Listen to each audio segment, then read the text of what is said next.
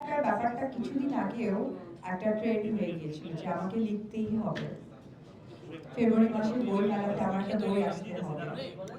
তো গত বছর বই মেলাতে বইয়ের বিষয়টা এমন ছিল, আমার বই এসেছে, কিন্তু একটি বই থেকে তো আসলে অনেক কিছু শেখার থাকে, যে নামটি আমার মনে হয় আমরা সকলেই বাঙালিরা খুব গর্বের সাথে বলবো যে হুমায়ুন আহমেদ স্যারের বই কোনো বাঙালি পড়েন না বা তাকে অনুসরণ করেনি, বা বাঙালিদের ঘরে একটি বই নেই, এটা আসলে হ্যালো,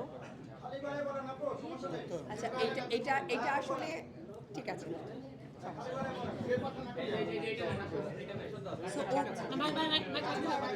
তো ওই কি করবো, মাইক নিবে না? মাইক ছাড়া আসতেই বললেও এটাতে যাবে, আমার কাছে এটা ইম্পর্টেন্ট। আচ্ছা ঠিক আছে, ওকে। একটু তো সেই জায়গা থেকে হুমায়ুন আহমেদ স্যারের বই আমরা বাঙালিরা মানে ঘরে লালন করি। তো গত বছর ফেব্রুয়ারি মাসটা আসলে বইমেলাটা কিছুটা সময়ের জন্য আমার মনে হয় আপনারা কাভারেজ করেছেন, যে বই লিখছে, কে লিখছে, কেন লিখছে, আসলে বইয়ের মধ্যেই তো আমাদের জ্ঞানের বিষয়টা থাকে, জানার বিষয় থাকে।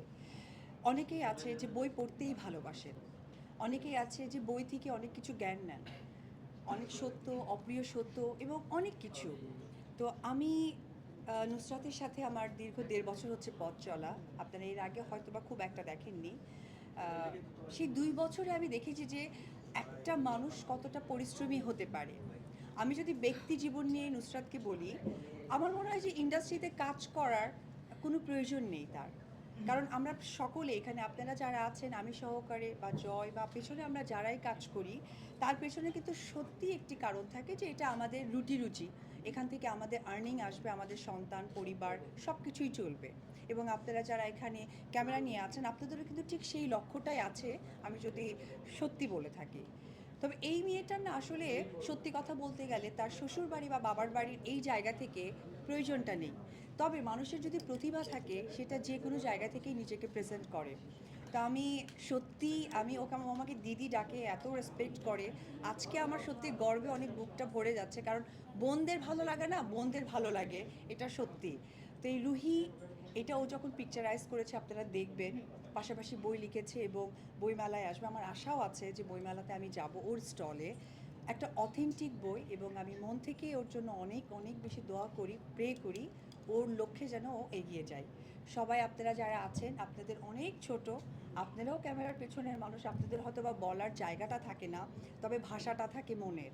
আমিও চাইবো যে আপনারা সকলেই ওর এই কাভারেজটা খুব সঠিকভাবে পৌঁছে দিবেন দর্শকদের কাছে, এবং মন থেকে দোয়া করবেন ও যেন ওর লক্ষ্যে পৌঁছে যেতে পারে।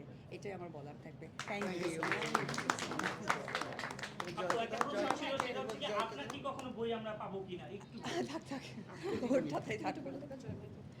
তো এবার আমরা জয় চৌধুরীকে এই প্রসঙ্গে কথা বলার জন্য অনুরোধ করছি। এটা লাগবে না, এটা লাগবে না, আমার কথা এমনি শুনতে পাচ্ছি।